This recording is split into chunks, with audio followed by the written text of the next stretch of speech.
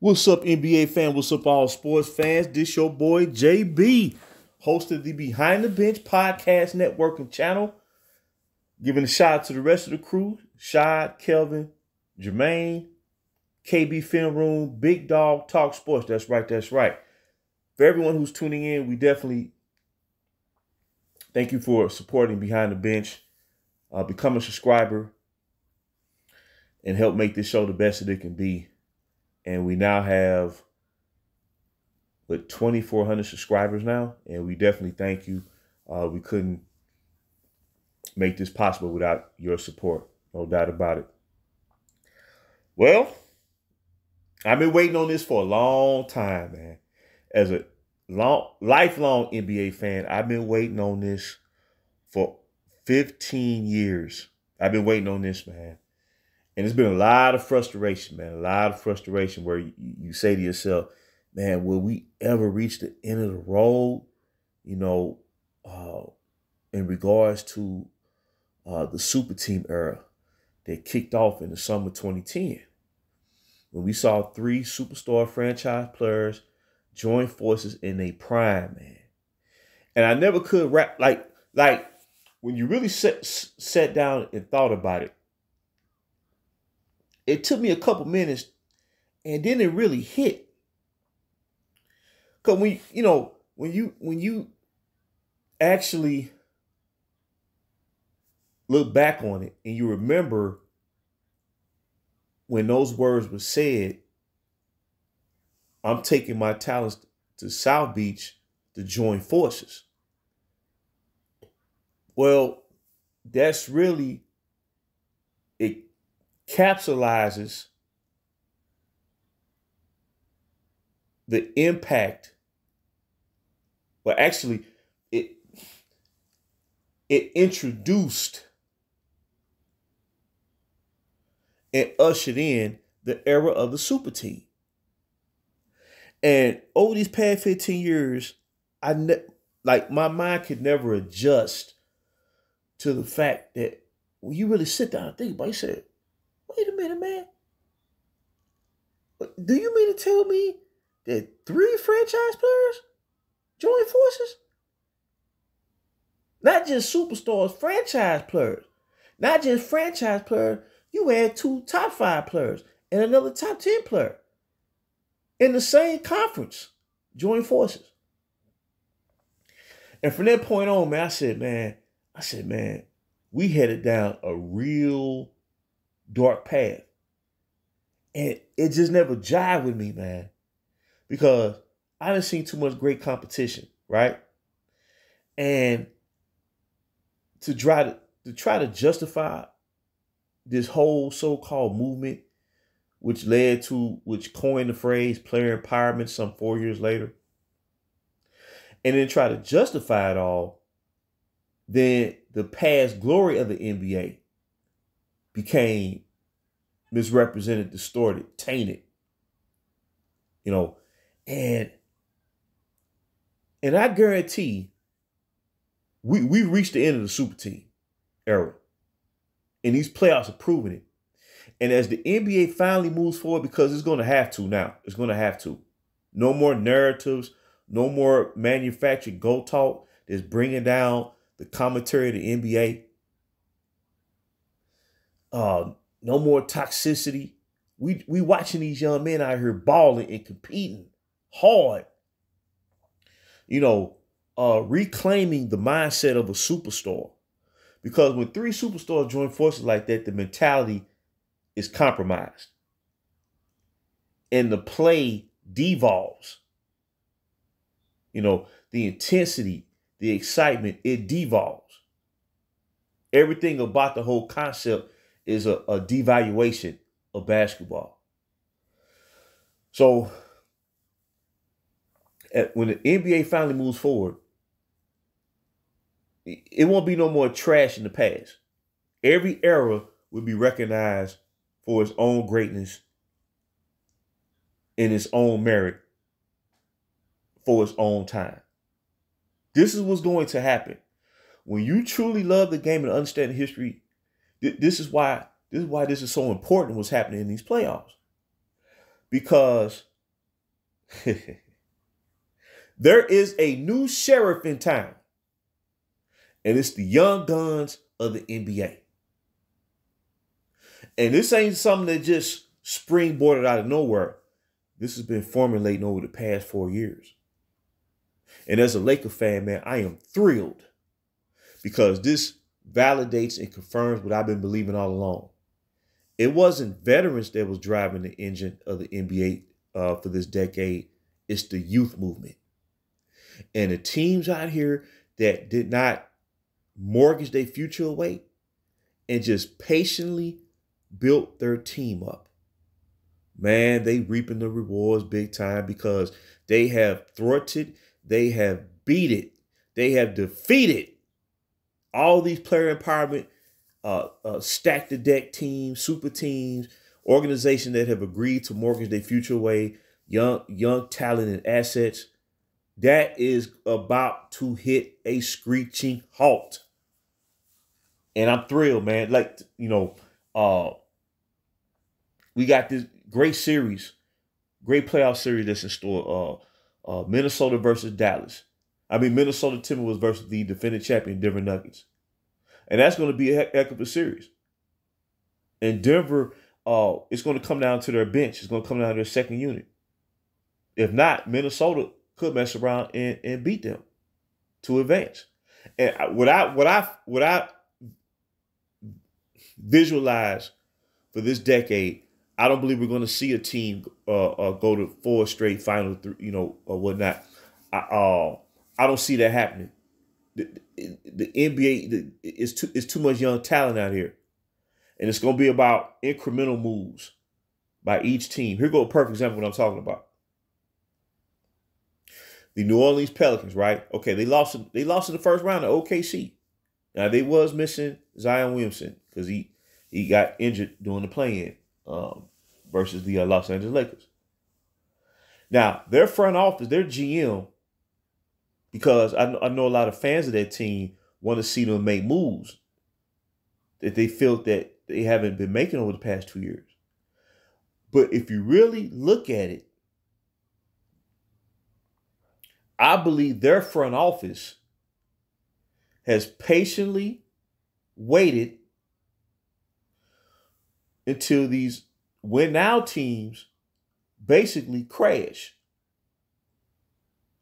to where the veteran superstars of this league that have been manipulating the system, and we know who that is, I don't even mention his name, they're not going to be able to do that anymore. And I believe the Pelican front office, they're going to start making real moves now because they've had a chance to evaluate their roster the whole year. And now they know exactly what they have. They know exactly what moves they need to make. And it's because their level of patience, despite of the outside pressure for them to make moves, it may turn out to be the best decision. But for this season that is just concluded for them, where they said no move is the best move. And then they'll start,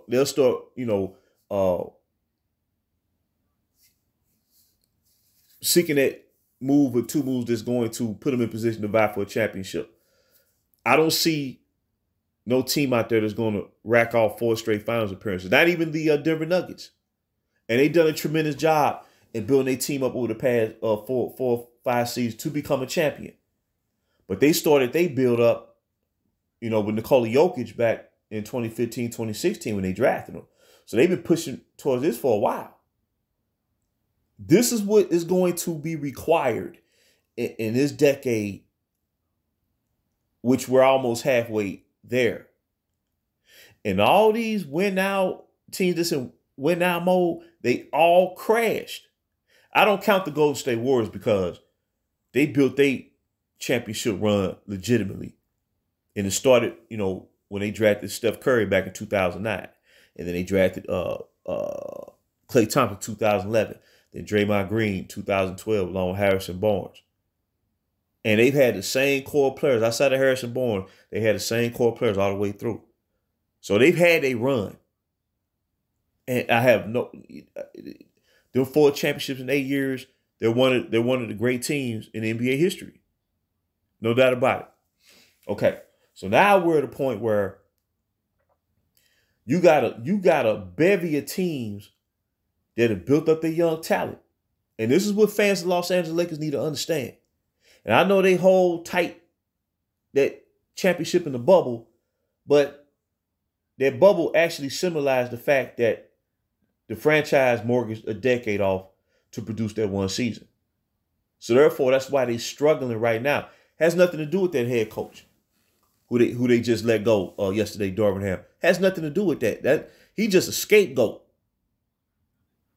to camouflage the real core problems going on with my squad. So to see these teams building their young talent up, man, and sticking with it, like Minnesota, you know, and they made a key move. They traded for Rudy Gobert.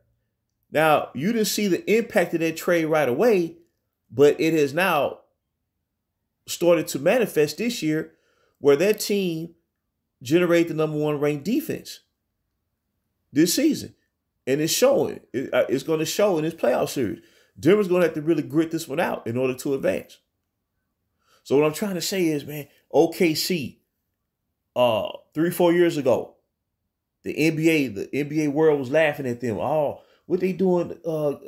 Letting go of their best players and trading them for draft picks. They had a vision. They had a plan. They had a blueprint.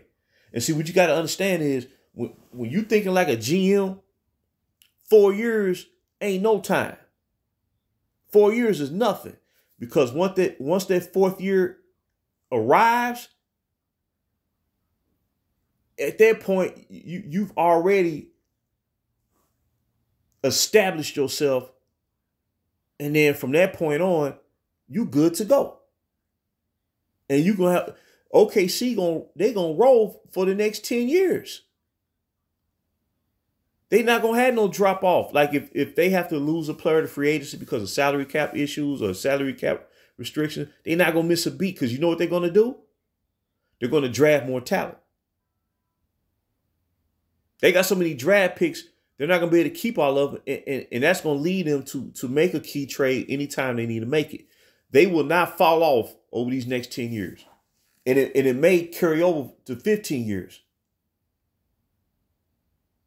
Minnesota has a young superstar in Anthony Edwards, just 22 years old. He could be a fixture for that franchise for the next decade. Now the Pelicans, if Zion Williamson, it seems like he's trying to work himself into, peak form in terms of his conditioning. It seems like he took that step this year, and he just unfortunately got hurt by season's end. But that franchise headed in the right direction. They are improving incrementally. And what fans got to understand is, when you lose a franchise player like Anthony Davis, who you built your team around for 7 years, well, it's going to take some time to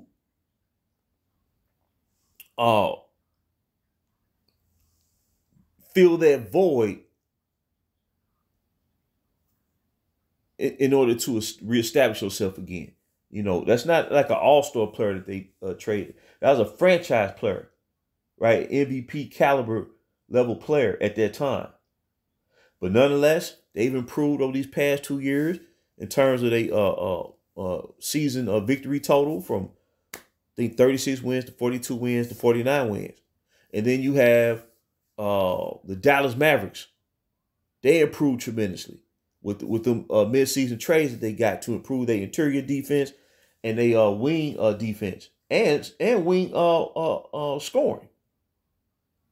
So let's look at it. Golden State had a run. They did not make the playoffs. The Lakers got eliminated in the first round. The Clippers got eliminated in the first round. The Suns got eliminated in the first round. The Sixers got eliminated in the first round. Now your two prime teams in each conference is Denver, the defending champion, and the Boston Celtics, who's had one of their most successful seasons in franchise history in terms of regular season achievement.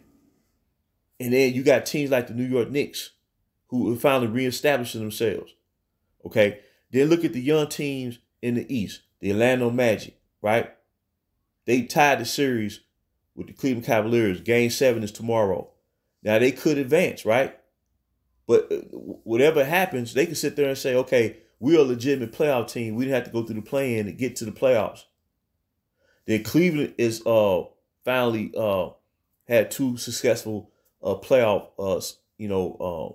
advance to the playoffs 2 years straight since losing a franchise player for the second time in LeBron James. So they reestablished themselves. Then you got the Indiana Pacers, right? Who beat the Milwaukee Bucks.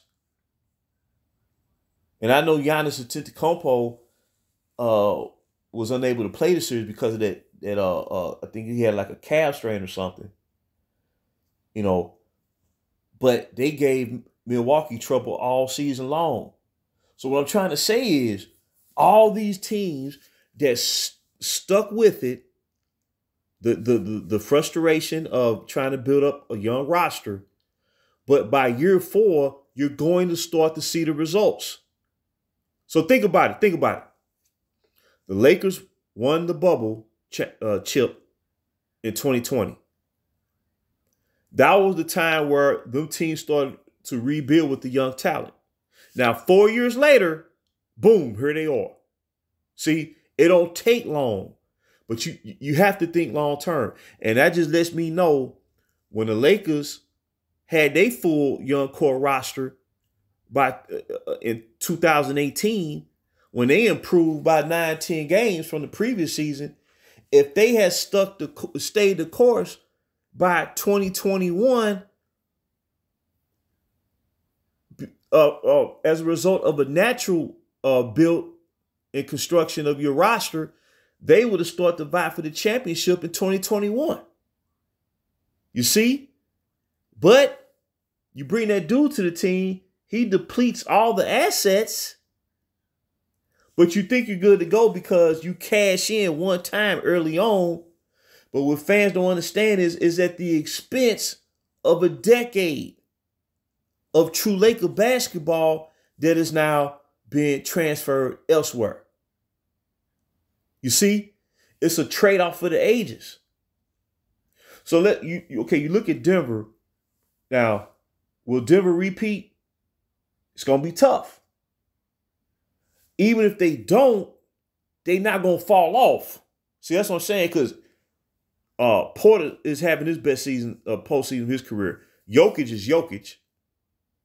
Murray, he battles with injuries off and on, but he showed how clutch he is when it's money time. So if they don't repeat, they can make a move here and there, and boom, they right back. See? So this decade is going according to exactly how I anticipated it after analyzing these teams that started, like the Memphis Grizzlies. Prior to this year, they was number 2 seed the previous 2 years. So with everybody focused on next year and healthy, Memphis going to be there too. See, man, this finna get real. And these small market teams to figure this out. You do not trade away your young talent. If you draft a young talent, you starting over, well, they rookie deal lasts 4 years. You may as well develop them. And if they showing improvement on a year-to-year basis, you can't trade that away. And this NBA, see, is so complex now, but it's simple at the same time. So like I said, this is 2024, just 4 years ago. It looked like that the veteran teams that were operating under a win now mode, that they had the upper hand, but they really didn't, because all they did was to fill those teams, the Lakers, Clippers, teams like that. They mortgaged off their future to do that. Well, the teams that they traded draft picks to, they inherited their future. And they're drafting astutely and accordingly. And they're not drafting players to play positionless basketball. They're playing basketball by position. See, it's getting back to the real fabric of basketball.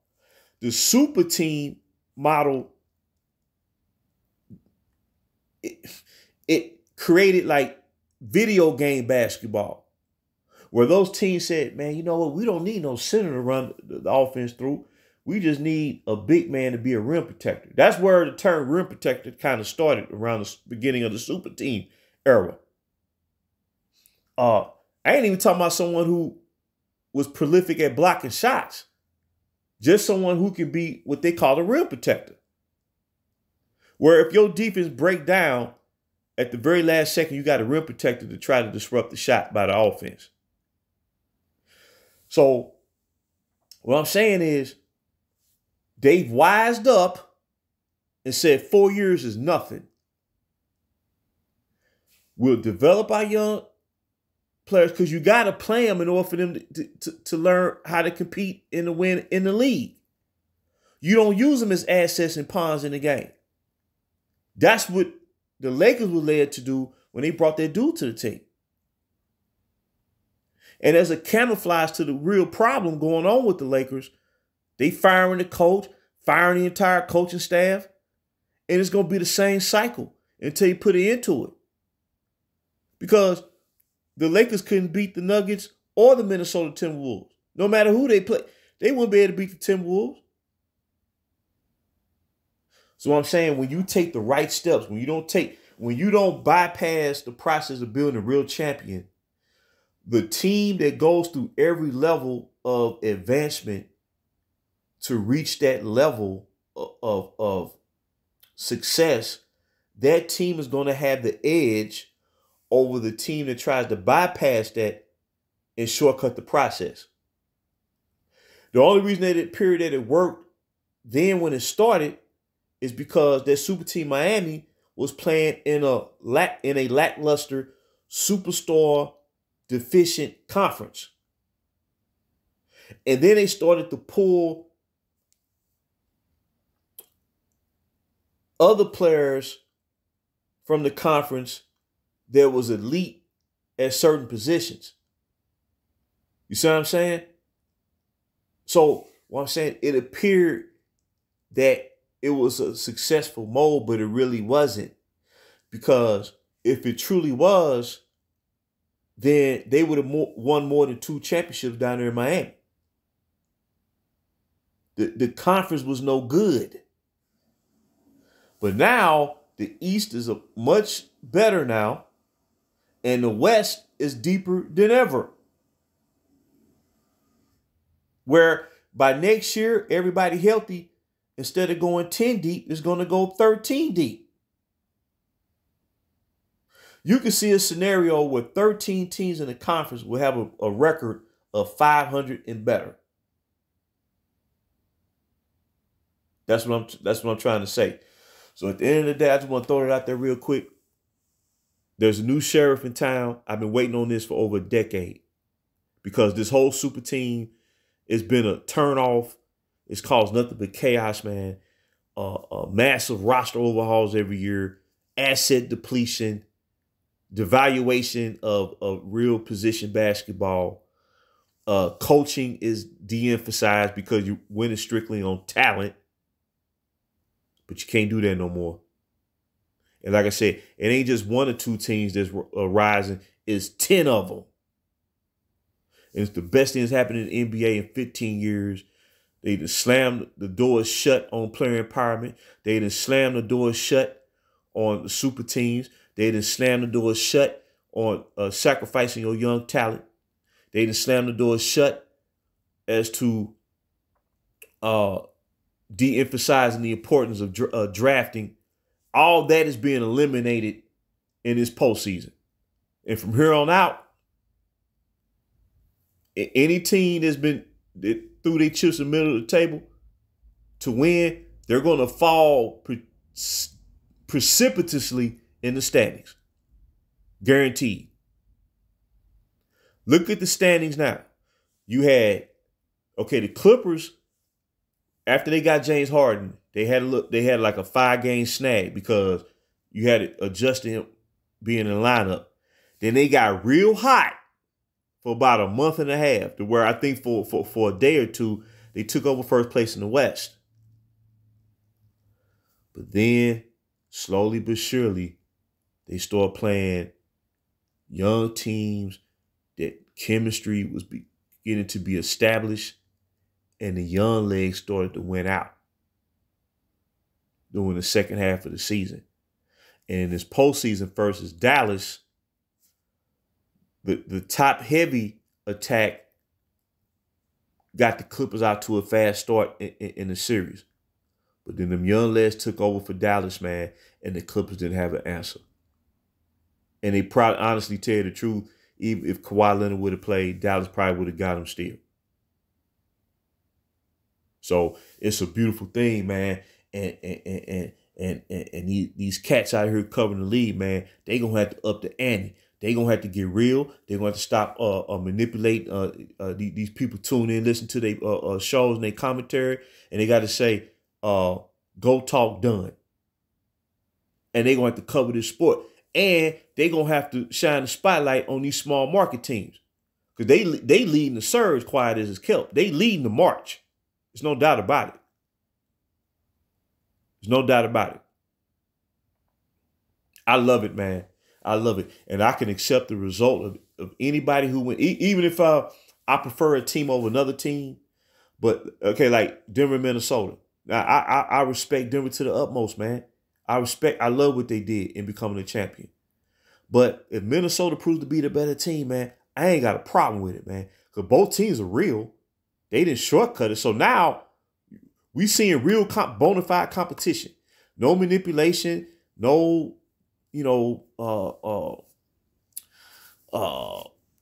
suspicions about favorable officiating, free throw discrepancies.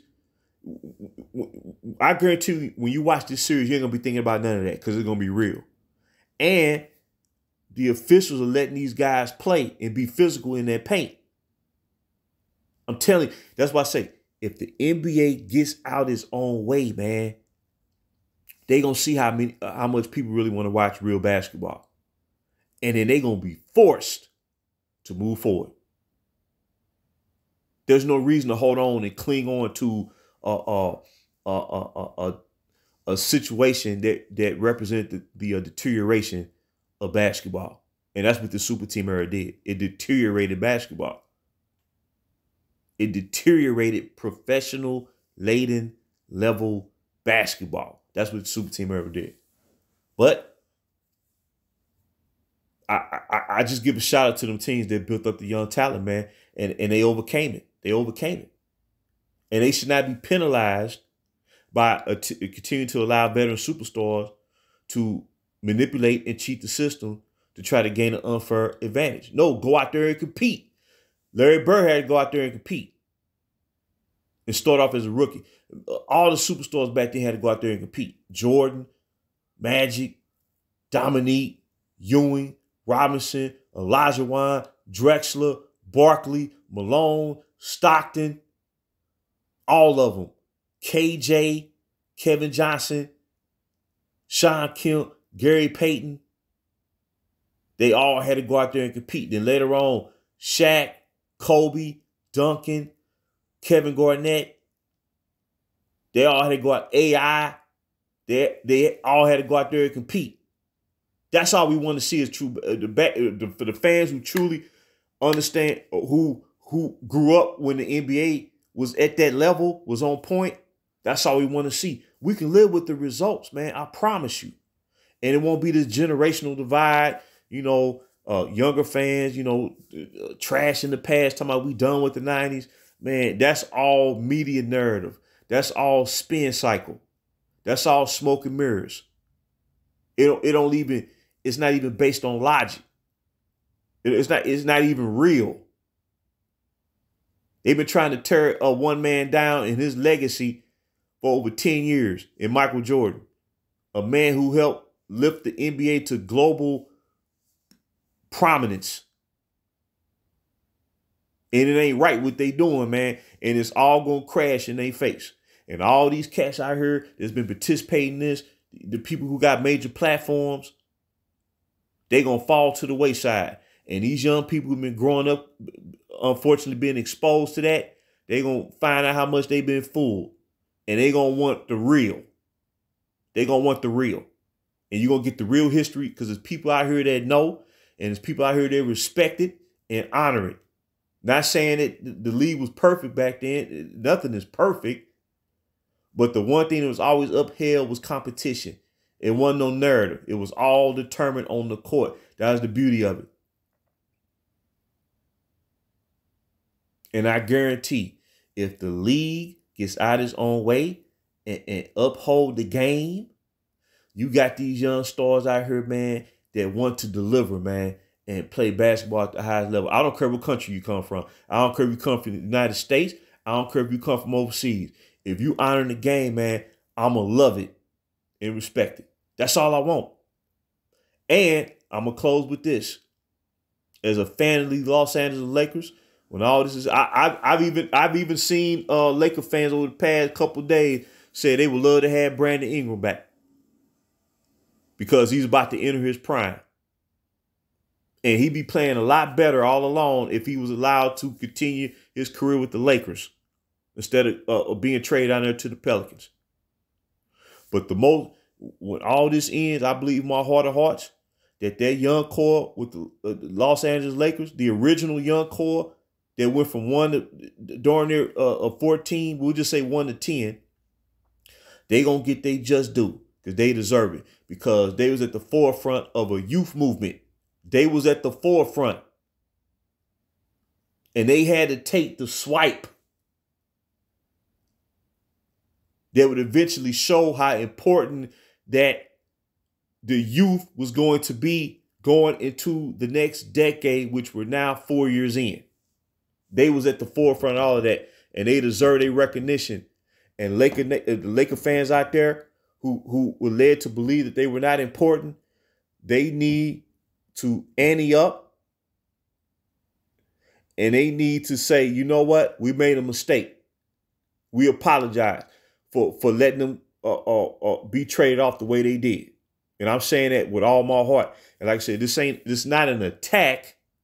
It's just showing that this era of the era is done. So I'm going to say this previous era of player empowerment and super teaming, it devalued young players, where young players were seen as nothing more than assets in the game. Like Andrew Wiggins, coming into the league at 18 years old, out of Canada, drafted by the Cleveland Cavaliers, ready to try to establish himself and prove himself. And he found out no sooner than he was drafted, he was being shipped out. Maybe if he was developed by the team who drafted him and by the coach who was hired to bring along a young laden team, maybe he'd been a different player. Maybe he'd be better than what he is, wind up being.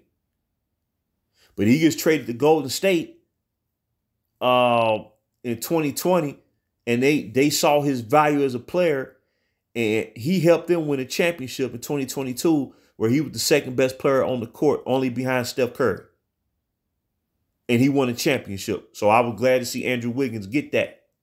See, as a fan of the game, I'm about fairness, man. Because this is a very hard. This is the top level of professional basketball, and since they're allowing one and done players to enter the league, think about it. You're defeating the purpose. You've made it legal